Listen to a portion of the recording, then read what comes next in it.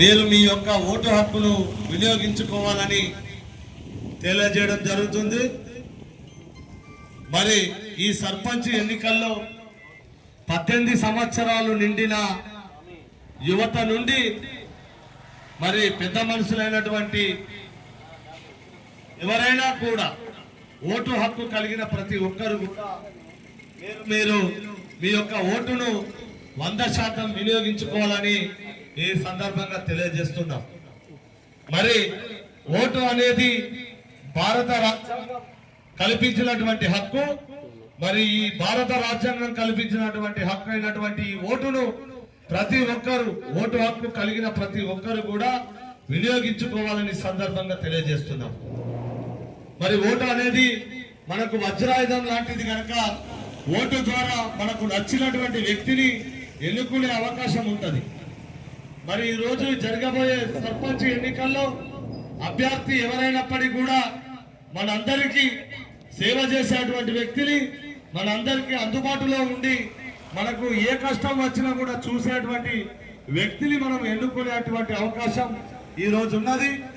మరి ఎవరైతే ఓటు హక్కు కలిగిన వారు ఉన్నారో ప్రతి ఒక్కరు కూడా ఓటు హక్కును వినియోగించుకొని మీరు 100% ఈ కట్లకుంట గ్రామంలో ఓటింగ్ జరిగే విధంగా చొరవ చూపాలని సందర్భంగా తెలియజేస్తున్నాం. మరి వాళ్ళ ఎన్నికల కమిషన్ వారు ఎవరైతే వృద్ధులు ఉంటారో, వికలాంగులు ఉంటారో, చాతా కాకుండా ఉండే వాళ్ళ కొరకు ఇంటి వద్దనే ఓటు వేసుకునేటువంటి హక్కును కూడా కల్పించింది. దానికి అంగన్వాడీ అయినటువంటి మరి బిఎల్ఓ అంటారు వీళ్ళ ద్వారా మీరు తెలియజేసినట్లయితే మీరు ఇంటి వద్ద ఉండి కూడా ఓటు వేసుకునే అవకాశం ఉన్నదని సందర్భంగా తెలియజేస్తున్నాం.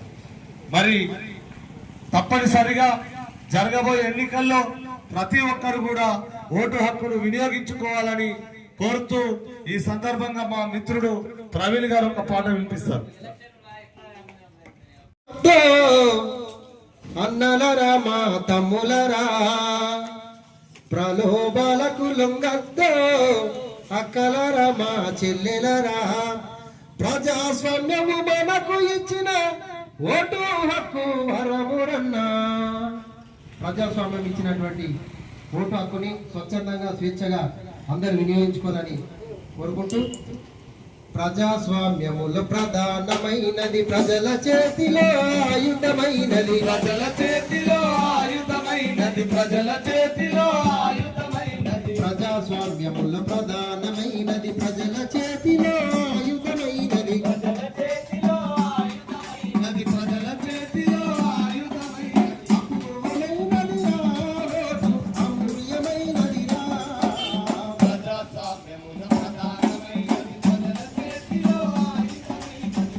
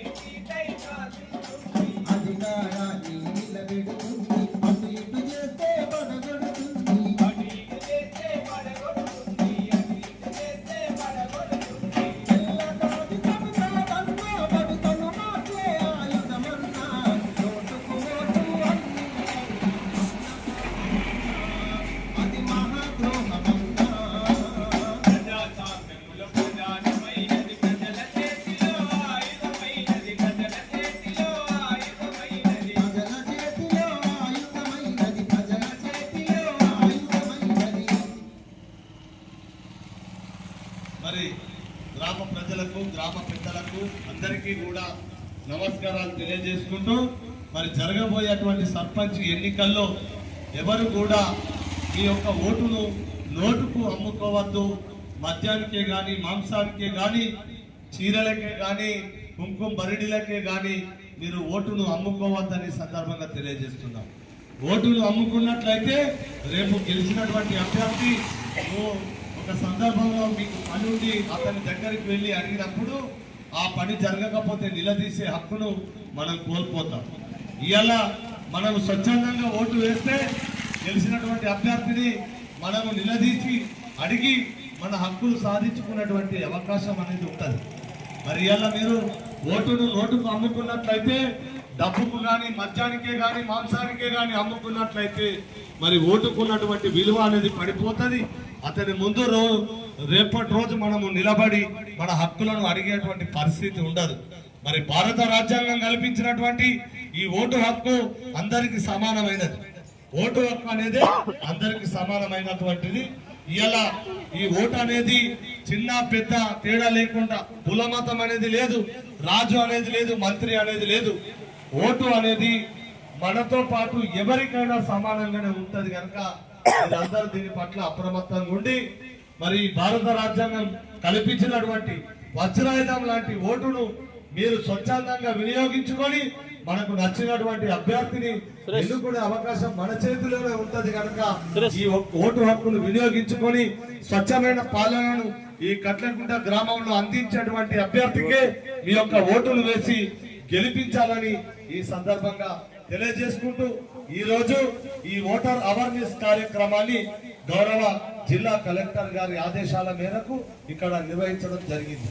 ఈ కార్యక్రమంలో పాల్గొంటున్నటువంటి అంగన్వాడీ, బిఎల్ఓ, ఆశా వర్కర్లకు అందరికీ కూడా ప్రత్యేకంగా ధన్యవాదాలు తెలియజేసుకుంటూ కార్యక్రమాన్ని ఇంతటితోటి ముగిస్తున్నాం. థాంక్యూ, ధన్యవాదాలు.